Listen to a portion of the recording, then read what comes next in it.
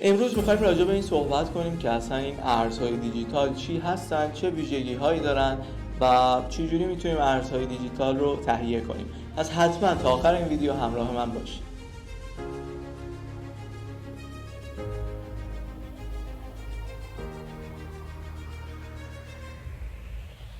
سلام دوستان، وقتتون بخیر. من شایان بختیاری هستم از مدرسین مجموعه خانه سرمایه. امروز میخوایم راجع به کلیت ارزهای دیجیتال با هم دیگه صحبت کنیم. توی قدم اول اصلا بریم ببینیم که این ارزهای دیجیتالی که راجبش دارن صحبت میکنن چی هستن. اصلا آیا اسم ارز دیجیتال، این نامی که ما براش تعریف کردیم، نام درستی هست یا نه؟ همونجوری که تو عکس میبینین، واژه لغت انگلیسی این دنیا هستش کریپتوکارنسی. اینو بیایم از هم جدا کنیم، دونه دونه بررسی کنیم. کریپتو به معنی یک سری ریاضیات رمزنگاری شده، یک سری رمزها که به شکل حروف یا اعداد هستن، و کارنسی هم به معنی ارز هستش. این دوتا رو اگه بذاریم بغل هم، کریپتوکارنسی در کل به معنی یک سری ارزهای رمزنگاری شده هست که اگر بخوایم یه مقداری زیباترش کنیم این واژه رو، توی زبان فارسی میتونیم بهشون بگیم رمز ارزها. پس در اصل توی قدم اول ما اینو میدونیم که اصلا اسم ارز دیجیتال که خیلی هم رایج شده اسم اشتباهیه. اگر درست‌تر بخوایم نگاه کنیم به این حوزه، باید بگیم حوزه رمز ارزها. ولی خب چون مصطلح شده، حالا خیلی دارن از واژه ارز دیجیتال استفاده میکنن، ما هم همون ارز دیجیتال رو میگیم توی این ویدیو و ادامه میدیم. حالا بریم ببینیم اصلا این ارزهای دیجیتال چند دسته دارن، چند دسته مختلف دارن. اولین گروه ارز دیجیتال که شامل یک ارز میشه و خودش به تنهایی یک دسته جداگانه برای خودش هست، بیت کوینه. بیت کوین سال 2008 حدوداً، این حدودا توسط فردی به اسم ساتوشی ناکاموتو به وجود اومد. تا همین الان هم که داریم با هم صحبت میکنیم، کسی هویت این فرد یعنی ساتوشی ناکاموتو رو نمیدونه. نمیدونن اصلا مرد بوده یا زن، نمیدونن که یک فرد بوده یا یک گروه بوده، یا اصلا ساکن کجا بوده. از اسمش، جوری که خودش ادعا کرده این فرد ژاپنی بوده، ولی پست هایی که اون زمان منتشر کرده داله بر این بوده که اصلا تو قاره آمریکا داشته زندگی میکرده و هیچ گونه هویتی از این فرد تا الان وجود نداره. آقای ساتوشی وقتی اولین بار اومد از دنیای رمزارزها اسم برد، بیت کوین رو به عنوان اولین رمزارز معرفی کرد، تو ذهنش این بود که بیاد یک راه جدیدی برای انتقال پول به صورت همتا به همتا درست کنه. یعنی چی؟ یعنی تصور کنین الان توی دنیای امروزی ما میخوایم یک پولی رو انتقال بدیم، یک نهاد واسط مرکزی داریم، یه بانک مرکزی وجود داره، تمام اطلاعات تراکنش های ما میره اونجا، ثبت و ضبط میشه و پردازش میشه. اگر تایید بشه خب اون تراکنش انجام میشه. مثلا من میخوام برای دوستم مبلغ 1,000,000 تومان جابجا کنم، میرم وارد درگاه بانکی میشم، مشخصات حساب و مبلغ و سایر اطلاعات رو وارد میکنم، میره تو سرورهای بانک مرکزی پردازش میشه. اگر اطلاعات درست باشه تایید میشه و تراکنش انجام میشه. پس داریم راجع به یک نهاد واسط صحبت میکنیم توی دنیای امروزی و تمام اطلاعات تراکنش ها اونجا ذخیره میشه. آقای ساتوشی اومد برای درست کردن این دنیای رمزارزها از یه شبکه ثبت و ضبط اطلاعات خیلی گسترده تر نام برد، شبکه غیر متمرکز به اسم شبکه بلاکچین. پس شبکه‌ای که توی این دنیا اطلاعات ما توش ثبت و ضبط میشه شبکه بلاکچینه و به جای اینکه اطلاعاتش دست یک نهاد مرکزی باشه، افراد مختلف در سرتاسر دنیا که بهشون میگن نودها به این اطلاعات دسترسی دارن و اونا رو میتونن پردازش بکنن. پس اینجا با یه واژه دیگه، با یه اصطلاح دیگه هم آشنا شدیم، شبکه بلاکچین. خیلی ساده تر بخوایم تعریفش کنیم، توی دنیای واقعی ما شبکه ثبت و ضبط اطلاعاتمون همون سرورهای بانک مرکزی هستن، دیتا سنتر بانک مرکزی هست. اما توی دنیای رمزارزها اون جایی که اطلاعات تراکنش ها توش نوشته میشه، اون فضایی که این اطلاعات اونجا هست، بهش میگیم شبکه بلاکچین که حالا هر رمز ارزی شبکه بلاکچین اختصاصی خودش رو داره. همینجا که راجع به شبکه بلاکچین صحبت کردیم، بذارین راجع به ماینرها هم با هم صحبت کنیم. بگیم مثلا این ماینرها معنیشون چی میشه. برای گسترده تر شدن این شبکه بلاکچین، برای اینکه این شبکه رشد کنه، اطلاعات بیشتری بخواد توش ذخیره بشه، نیازمند این هست که یک سری معادلات ریاضی حل بشه. شبکه اینجوری ساخته شده.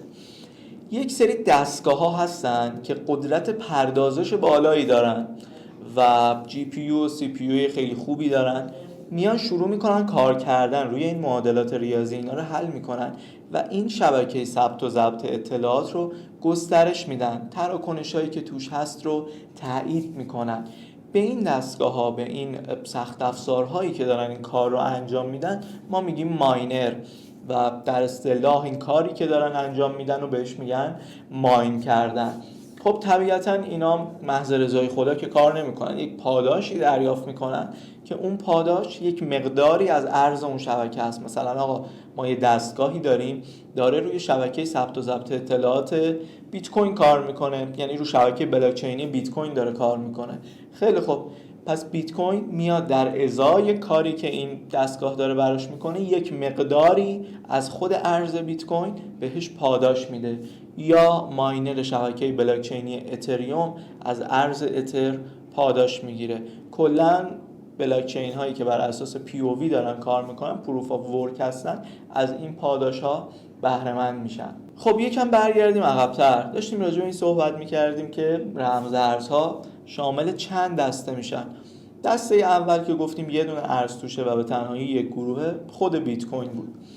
به غیر از بیت کوین، یعنی بیت کوین رو بذاریم کنار، تمام ارزهای دیگه‌ای که توی بازار هستن ما بهشون میگیم آلت کوین ها، آلترناتیو کوینز، کوین های جایگزین. یه جوری اومدن کاری که بیت کوین داره میکنه رو بهبود بدن. مثلا ارز اتر که سردسته آلت کوین ها هست، هولوش سال 2012-13 آقای ویتالیک بوترین اومد گفتش که خب چقدر جالب این فضای رمزارزها، خودش هم مدتی تو انجمن‌های بیت کوین فعال بود. گفتم بیام یه رمزارز جدیدی تولید کنم که اولا خب ویژگی‌های غیر متمرکز بودن و سایر ویژگی‌های بیت کوین رو داشته باشه، ولی یه چیزم اضافه تر بر بیت کوین داشته باشه. یعنی اومد یک سری حالا سرعت تراکنش‌ها رو بهبود داد، کارمزدهای شبکه رو روش کار کرد و از همه مهمتر امکان قرارداد هوشمند رو به شبکه بلاکچینی اتریوم اضافه کرد و اینجا شروعی بر گسترش دنیای آلت کوین ها بود. پس تا الان دو دسته رو گفتیم، بیت کوین، آلت کوین ها، و دسته سومی که خیلی شاخصه میخوایم بهش اشاره کنیم بحث استیبل کوین ها هستن. کوین های پایدار، ثابت، همونجوری که از اسمش معلومه.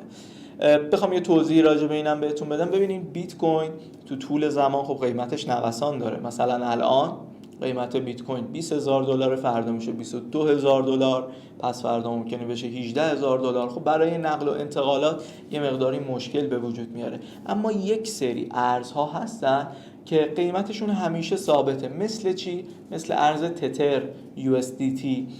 تتر پشتوانش همون دلار آمریکا، یعنی به ازای هر چند تتری که توی دنیای رمزارزها وجود داشته باشه، خود اون انجمن تتر توی مخزنش دلار داره. هر یه تتر معادل $1. تو طول زمان همین قیمت ثابته. ممکنه یه نوسان خیلی جزئی داشته باشه، قیمت پایین بالا باشه، ولی میانگین قیمت همیشه تو طول زمان به اندازه $1. کلا استیبل کوین ها فلسفه شون اینه که قیمتشون همیشه ثابت باشه.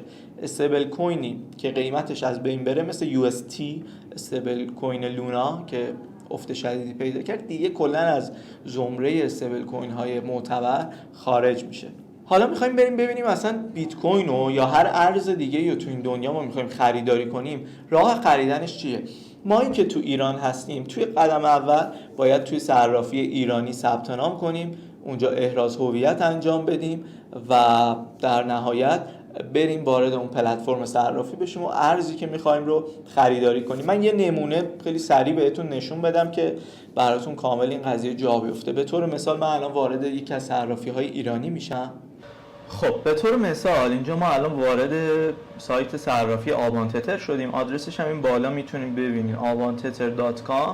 با همین آدرسی که این بالا نوشته میتونین وارد این صرافی بشین. حالا ما یک ویدیوی جداگانه از آموزش صرافی آوانتتر داریم به صورت کافی که اگر آشنایی نداریم با ثبت نام تو صرافی ها میتونین از اون ویدیو استفاده کنین. وقتی که وارد پنل کاربریتون میشین، اینجا خب لیست ارزهای مختلف رو براتون آورده. به طور مثال ما میخوایم بیت کوین خریداری کنیم. خب طبق روال صرافی ایرانی اول اینجا پولمون رو به تومان واریز میکنیم، تبدیل به تتر میکنیم. حالا یا میتونیم با تتر بیت کوین رو خریداری کنیم یا از قابلیتی که صرافی ایرانی در اختیارمون قرار میدن استفاده کنیم، یعنی اینکه بیایم رو خود بیت کوین و اینجا خرید رو بزنیم. حالا میگه میخوای با تومان خرید کنی یا با تتر. من گذاشتم روی خرید با تومان. میگه چقدر بیت کوین میخوای بگیری، مثلا میزنیم 1 بیت کوین. میگه اوکی، یک عدد بیت کوین معادل 758 میلیون تومان تقریبا هزینهش میشه. حالا با کارمزد و غیره میشه 760 میلیون و 400 هزار تومان تقریبا. اگر این مقدار موجودی داشته باشین میتونین از همینجا به صورت مستقیم 1 بیت کوین رو خریداری بکنین. حالا ما بیت کوین رو مثال زدیم، شما تمام ارزهای دیگه‌ای که صرافی ایرانی پشتیبانی میکنن رو میتونین از این لیست انتخاب کنین و خریداری کنین. خب همونطوری که توی تصویر دیدید به همین راحتی میشه بیت کوین یا هر ارز دیگه‌ای رو میخواین از صرافی‌های ایرانی خریداری بکنین. تمام اینها رو گفتیم ولی دنیای رمزارزها، دنیای ارز دیجیتال توی همین چند تا گزینه خلاصه نمیشه. اگر میخواید بیشتر یاد بگیرید، بیشتر با این فضا آشنا بشین، راجع به فرصت‌های سرمایه‌گذاری و کسب سود از این فضا آشنایی داشته باشین، یه پیشنهاد خیلی خوبی که میتونم براتون داشته باشم دوره جامع نخبگان خانه سرمایه است. توی این دوره مبحث رمزارزها از صفر مقدمات که اصلا چی هستن، چی جوری کار میکنن، ساختار شبکه بلاکچین چی جوریه و غیره کامل توضیح داده شده و بعد از اون مطالبی که مرتبط با بخش تحلیلگری هستن، این که چی جوری تحلیل کنیم، به چه شیوه هایی میشه سرمایه گذاری کرد، کامل بررسی میشه. تمرین با استاد سر کلاس هست. اساتید توی این راه تمامی دانش آموزان رو کمک میکنن و در نهایت به یه سودآوری خیلی خوب بعد از این دوره خواهید رسید. اگر میخواید میتونید همین الان از طریق راهی که بچه‌ها بهتون معرفی میکنن توی صفحه تو دوره نخبگان شرکت کنین و از این دوره استفاده کنین. امیدوارم که این ویدیو براتون مفید بوده باشه. حتما پیج یوتیوب ما رو سابسکرایب کنین، این ویدیو رو لایک کنین تا از ویدیوهای بعدی ما هم با خبر بشین.